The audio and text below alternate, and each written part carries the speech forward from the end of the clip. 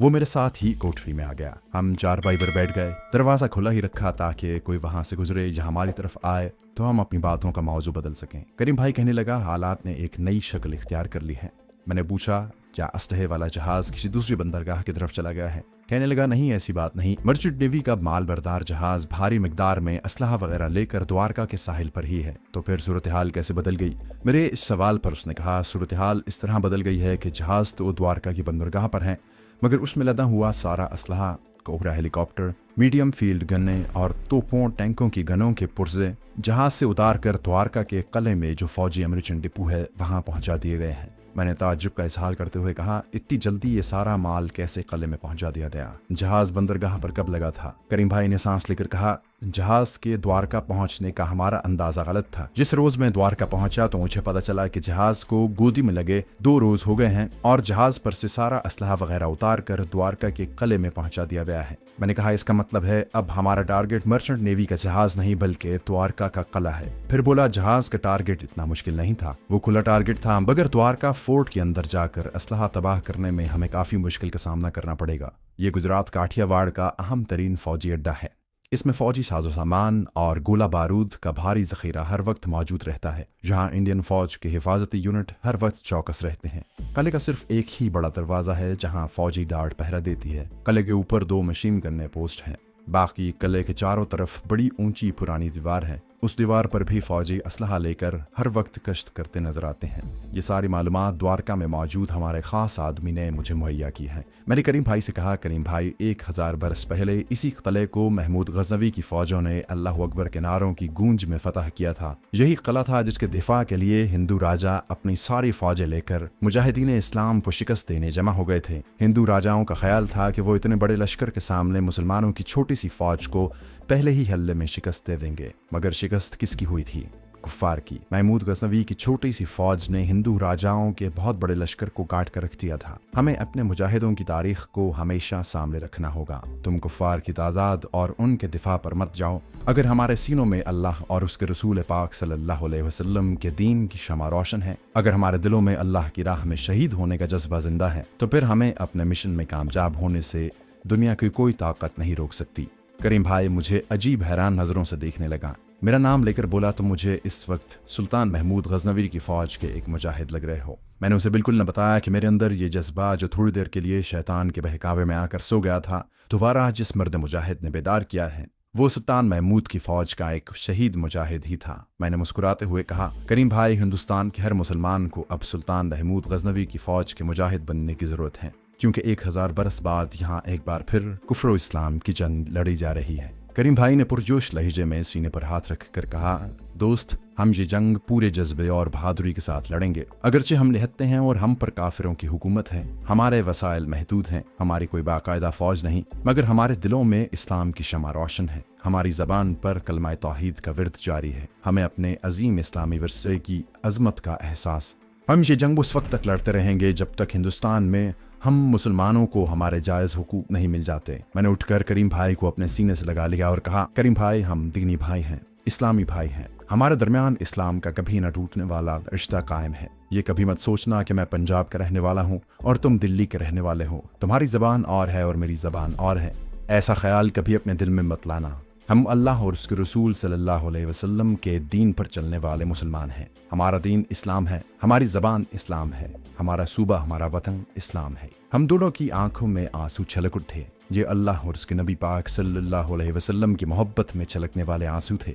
ये यकजहती, ताकत और नाताबिल शिकस्त तवानाई के आंसू थे। मैंने करीम भाई से कहा, तुम यहाँ बैठो, मैं संत जी को नाश्ते का कहकर आता हूँ। उसने पूछा, ये संत जी कौन है? मैंने हंसकर कहा, सोमनाथ के मंदिर में आने वालों का तिलक लगाते हैं, तुम तो बाहर ही से तिलक लगा कर आए हो। मैंने उन्हें इस कोठरी का 1 हफ्ते का किराया और राशन के पैसे सब अदा कर दिए हैं। मैं कोठरी से निकलकर महिंद के पास आ गया। वो मुझे देखकर बोला, महाराज, आप कहाँ चले गए थे? लड़का दोबारा नाश्ता लेकर आपकी कोठरी में गया था। मैंने कहा, हम साधु संत हैं, सुबह बाहर दरख्तों में बैठकर भगवान के नाम का जाप करते हैं, इसीलिए देर हो गई। मेरा एक बनारस का जोगी भाई भी आया हुआ है, 2 आदमियों के लिए नाश्ता भेज दीजिए। संत बोला, जो हुक्म महाराज, अभी भिजवाता हूँ। नाश्ता करते हुए मैंने करीम भाई से पूछा, तुम्हारे ख्याल में अब हमें क्या हिकमत अमली इख्तियार करनी चाहिए? मैं चाहता हूँ कि कोबरा हेलीकॉप्टर और मीडियम फील्ड गन्ने जो खास तौर पर कश्मीर के महाज पर भेजने के लिए मंगवाई गई हैं, इन्हें जितना जल्दी हो सके तबाह कर दिया जाए। करीम भाई ने कहा, मैं भी यही सोच रहा था। अभी तक तो ये सारा असलहा द्वारका के फौजी कले में ही पड़ा है, मगर इसे बहुत जल्द कश्मीर के महाज पर रवाना कर दिया जाएगा। और इस बार ये असलहा किसी एक खास फौजी ट्रेन में लाद कर नहीं ले जाया जाएगा। मडघाट के स्टेशन पर असलहे की गाड़ी के तबाह हो जाने के बाद फौज असलहे की इस खेप को मुख्तलिफ ट्रकों और मुख्तलिफ गाड़ियों में थोड़ा थोड़ा करके रवाना करेगी। अगर एक बार ये फौजी साजो सामान कले से निकल गया तो फिर उसे तबाह करना हमारे बस की बात नहीं रहेगी। हमें जो कुछ करना है इस कले के अंदर ही करना है। मैंने उससे पूछा, द्वारका में हमारे कोई ऐसे आदमी हैं जिनका कले के अंदर आना जाना हो? करीम भाई कहने लगा, हमारा द्वारका में कोई बाकायदा गिरोह नहीं है जहां मुसलमान वैसे ही कम तादाद में रहते हैं। हमारे पास सिर्फ 2 ही आदमी हैं। मैं इनमें से एक आदमी नई पुरानी इमारतों में लकड़ी का काम करता है। वो एक मेहनत कश गरीब गुजराती मुसलमान है और महज इस्लाम के और हिंदुस्तान में मुसलमानों की मदद के जज्बे की खातिर हमारे गिरोह में शामिल हुआ है। दूसरा आदमी म्यूनिसिपल कमेटी द्वारका का मामूली ठेकेदार है। वो सूरती मेमन है। बड़ी ठेकेदारियां तो हिंदुओं के हाथों में हैं, लेकिन छोटा मोटा ठेका उसे भी मिल जाता है। तुम मेरे साथ द्वारका चलोगे तो वहां कोई प्रोग्राम तय करेंगे, फिर मैं तुम्हें उन लोगों से भी मिलाऊंगा। नाश्ता करने के बाद हम सोमनाथ के एक लारी अड्डे से बस में बैठे और द्वारका पहुंच गए। सोमनाथ से द्वारका का फासला चंद 1 मील ही था। द्वारका में भी मंदिरों की भरमार थी। खस्ता हाल सड़कों पर बैलगाड़ियां, पुराने रिक्शे और कहीं कहीं यक्का टाइप के तांगे ही चल रहे थे। द्वारका का किला शहर से बाहर समंदर के किनारे पर वाक़ था। उसकी एक दीवार समंदर की तरफ थी। करीम भाई मुझे लारी अड्डे से अपने लकड़ी का काम करने वाले आदमी के घर ले जाने की बजाय एक ऐसी गरीब बस्ती में ले आया जहां दलदली मैदान के किनारे किनारे टूटी फूटी दीवारों और छप्परों की छतों वाले क्वार्टर्स और झोंपड़ियां दूर तक चली गई थीं। इसी गरीब बस्ती में एक झोंपड़ी नुमा क्वार्टर करीम ने किराए पर ले लिया था। वो हिंदू जोगी के रूप में वहां आया था और उसने ये जाहिर किया था कि वो हरिद्वार से द्वारका और सोमनाथ के मंदिरों की यात्रा के लिए आया है। झोंपड़ी नुमा क्वार्टर का सिर्फ एक ही कमरा था जिसकी दीवारों का प्लस्तर उखड़ा हुआ था। जमीन पर नारियल के पत्तों की सफ बिछी थी। कोने में पानी की सुराही और मिट्टी का प्याला रखा हुआ था। उस वक्त अभी दिन के 11 ही बजे थे। मेरा हुलिया भी जैनी धर्म के साधुओं वाला था। इस एतबार से हम दोनों जोगी और साधुओं के हुलिये में थे। जिस किसी ने भी हमें बस्ती में देखा था वो यही समझे कि ये 2 साधु यात्रा करने द्वारका आए हुए हैं, क्योंकि द्वारका और सोमनाथ में हमारे हुलिये के बहुत साधु जोगी फिरते रहते थे। करीम ने मुझे झोंपड़ी नुमा क्वार्टर में बिठाया और बोला, तुम यहाँ बैठो, मैं अपने आदमी के पास जाता हूँ और कुछ मजीद मालूमात लेकर आता हूँ। वो चला गया। मैं सफ पर लेट गया। मैंने द्वारका के किले में दाखिल होने के हर पहलू पर गौर किया। ये एक फौजी किला था और बकौल करीम भाई के किले में सिक्योरिटी का ज़बरदस्त इंतज़ाम था। गेट पर हर वक्त मुसल्लह गार्ड मौजूद रहती थी। दरवाजे के ऊपर मशीन गन पोस्टें थीं। किले की दीवार के ऊपर भी संतरी ड्यूटियां बदल बदल कर दिन रात गश्त करते रहते थे। इस एतबार से किले के अंदर किसी सिविलियन का जाना मुमकिन न था। वो किले के अंदर छोटे मोटे काम करने वाला न हो। ऐसे आदमी के पास भी सिक्योरिटी की तरफ से दिया गया शनाख्ती कार्ड जरूर मौजूद होता होगा। ये मिशन मुझे मडघाट वाले फौजी ट्रेन उड़ाने से ज्यादा पेचीदा लग रहा था। कोई 1.5 घंटे बाद करीम भाई वापस आ गया। वो अपने साथ उबले हुए चावल जिनमें आलूओं की भाजी मिली हुई थी और 6-7 छोटे छोटे फुलके रुमाल में बांध कर लाया था। जब उसने सफ पर बैठकर रुमाल खोला तो मैंने हंसकर कहा, करीम भाई तुम जोगियों के हुलियों में हो, ये भोजन कहीं से मांग कर तो नहीं लाए? करीम हंस पड़ा। कहने लगा, नहीं भाई ऐसी बात नहीं। हम हिंदुस्तान के मुसलमान अपने इस हक के लिए तो दुश्मन हुकूमत से लड़ रहे हैं कि हमें हिंदुओं के आगे हाथ न फैलाने पड़े। मैंने माजरत पेश की और कहा, भाई मैं तो मजाक कर रहा था। वो बोला, मुझे मालूम है, ये तो मैं समंदर के किनारे अपने जिस हाइड आउट में अपने आप को सूरज देवता का पुजारी साधु जाहिर करके रह रहा हूँ, वहाँ हमारा आदमी जो लकड़ी का काम करता है मेरे लिए लेकर आया था। इसमें मेरे लिए दोपहर और रात दोनों टाइम का खाना था। जब मैंने उसे तुम्हारे बारे में बताया कि हमारा एक और सरफरोश कमांडो भी द्वारका पहुंच गया है तो वो कहने लगा, मैं और खाना ले आता हूँ। मैंने कहा, नहीं, उस वक्त ये हम दोनों के लिए काफ़ी है, रात को देखा जाएगा। हमने मिलकर खाना खाया, साथ साथ बातें भी करते रहे। मालूम हुआ कि द्वारका में करीम भाई के जो 2 खास आदमी थे उनमें एक जो तरखान का काम करता था उसका नाम ताहिर अली था और दूसरा आदमी जो द्वारका म्यूनिसिपल कमेटी के छोटे मोटे ठेके लेता था, उसका नाम रुस्तम गुहा था। गुहा शायद उसकी जात थी। ये हिंदुओं की भी जात है। उसके आबाओ अजदाद ने सुल्तान महमूद गजनवी के जमाने में बुत परस्ती छोड़कर इस्लाम कबूल किया था। करीम भाई बताने लगे, इन दोनों में से किसी का भी किले के अंदर आना जाना नहीं, लेकिन लकड़ी का काम करने वाले ताहिर अली ने इस बात का कहीं से सुराग लगाया है कि किले के अंदर जो असलाह और फौजी साजो सामान की पेटियां जहाज से उतार कर लाई गई थी, वो किले की पहली मंजिल में दरवाजे के साथ बड़े हॉल कमरे में लगा दी गई हैं। गनशिप कोबरा हेलीकॉप्टर भी डिसअसेंबल शक्ल में बड़े बड़े क्रेटों में बंद उसी हॉल में रखे हुए हैं, और ख्याल है कि दरवाजे के साथ वाले हॉल कमरे में जो साजो सामान या गोला बारूद रखा जाता है, वो बहुत जल्द आगे यूनिटों को सप्लाई कर दिया जाता है। मैं बड़े गौर से करीम भाई की बात सुन रहा था। वो कह रहा था, इस इत्तला के मुताबिक हमारे पास कमांडो ऑपरेशन के लिए ज्यादा वक्त नहीं है। करीम भाई कहने लगा, मैं भी यही सोच रहा हूँ, मगर बज़ाहिर कोई रास्ता नजर नहीं आता।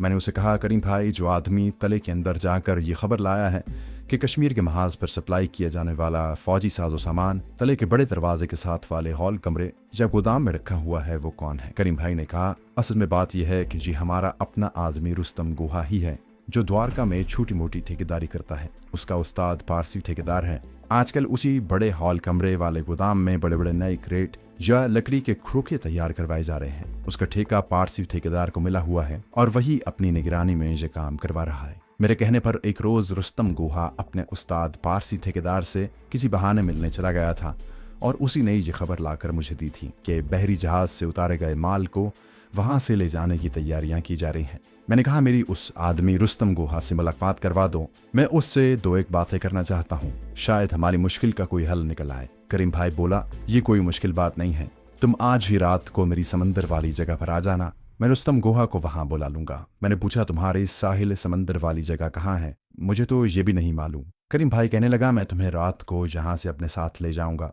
ये झोंपड़ी वाला क्वार्टर तो मैंने सिर्फ तुम्हारी खातिर किराए पर लिया था। मेरी असल हाइड आउट तो साहिल समंदर वाली चट्टानें हैं, जहाँ एक खो में बैठकर मैं बज़ाहिर तपस्या करता हूँ और दिन के वक्त इधर उधर के लोगों को दिखाने की खातिर बाहर निकल कर रेत पर सूरज देवता के सामने मुंह करके बैठ जाता हूँ। लोग यही समझते हैं कि मैं सूरज की पूजा कर रहा हूँ, ये इसलिए कि किसी को मुझ पर शक न पड़े। बहरहाल इस वक्त तो मैं अपने आदमी रुस्तम गुहा से मिलने जा रहा हूँ, ताकि मैं उसे रात को समंदर वाले ठिकाने पर आने का कह दूँ।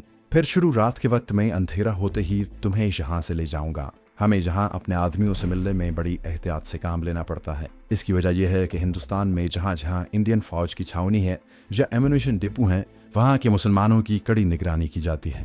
उसके बाद करीम भाई चला गया। मैं वहीं सफ पर लेटा रहा और अपने मिशन की तफसीलात पर गौर करता रहा। मेरे जहन में एक मंसूबा आहिस्ता आहिस्ता तैयार होना शुरू हो गया था। शुरू रात में करीम भाई आकर मुझे साहिल समंदर पर वाक़े अपने हाइड आउट में ले गया, जहाँ समंदर का साहिल दूर तक फैला हुआ था। एक जानिब द्वारका शहर की और दूसरी जानिब द्वारका तले की रोशनियां नजर आ रही थीं, जहाँ रेत पर बड़ी बड़ी चट्टानें थीं। एक चट्टान की खो में करीम भाई ने अपना जोगियों वाला ठिकाना बना रखा था।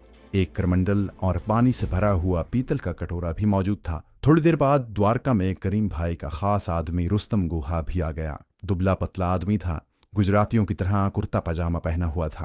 कंधे के साथ छतरी लटक रही थी, पाँव में चप्पल थी। करीम ने मेरा तारुफ करवाया। उसने अस्सलाम वालेकुम कहकर मुझसे बड़ी गर्मजोशी से हाथ मिलाया। वो भी करीम भाई की तरह बीड़ी पीता था। आसमान साफ था, समंदर की तरफ से मरतूब हवा के झोंके आ रहे थे। हम वहीं अंधेरे में चट्टान के पास पत्थरों पर बैठ गए। मैंने रुस्तम गुहा से पूछा, भाई क्या तुम दोबारा किले के अंदर और ख़ास तौर पर उस गोदाम के अंदर जा सकते हो जहां जहाज से फौजी सामान उतार कर रखा गया है? रुस्तम गुहा सोच में पड़ गया, फिर बोला, किले के अंदर फौजी किसी बाहर के आदमी को नहीं जाने देते। मेरा पारसी उस्ताद चूंकि अंदर काम करवा रहा है, तो एक बार उससे मिलने और अस्तहा वगैरह का सुराग लगाने चला गया था।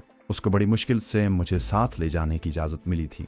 मैंने फैसला कुन अंदाज में कहा, रुस्तम भाई, यूं समझ लो कि खा कितनी मुश्किल पेश आए, खा तुम्हें इसके लिए कुछ भी करना पड़े, आने वाले 2 दिनों के अंदर अंदर तुम्हें किले में हर हालत में दाखिल होना होगा और उस गोदाम में जाना होगा जहां जहाज से उतारा हुआ फौजी सामान पड़ा है। यूं समझ लो कि ये एक दीनी फरीज़ा है जो तुम्हें अदा करना है। रुस्तम गुहा अगरचे दुबला पतला सा आदमी था, लेकिन मालूम हुआ कि उसके सीने में शेर दिल मुसलमानों वाला जज्बा कार फरमा है। उसने सिर्फ 2 या 3 सेकंड तक माथे पर उंगलियां फेरते हुए सोचा, फिर फैसला कुल लहजे में कहा, मैं किले के अंदर चला जाऊंगा। ये बताएं कि मुझे वहां जाकर करना क्या होगा। मैंने खुश होकर कहा, रुस्तम भाई, मैं तुम्हारी दलेरी से बड़ा मुतासिर हुआ हूँ। हिंदुस्तान के मुसलमानों को अपने दुश्मन का मुकाबला करने के लिए ऐसा ही दलेर बनना पड़ेगा। अब मैं तुम्हें बताता हूँ कि तुम्हें तले के अंदर जाकर क्या करना है। मैंने रुस्तम को सारी बात समझा दी। मैंने उसे बताया कि किसी तरीके से मुझे असलहे के गोदाम का नक्शा या खाका मालूम होना चाहिए कि मीडियम फील्ड गनों के क्रेट कहाँ पड़े हैं, कोबरा हेलीकॉप्टरों के डिसेंबल क्रेट गोदाम में किस जगह रखे हैं, गोदाम में गोला बारूद का जखीरा भी है या नहीं, रात के वक्त वहाँ गार्ड ड्यूटी की क्या पोजीशन होती है, और क्या गोदाम के अकबी समंदर को लगने वाली दीवार में कोई रोशनदान है या नहीं।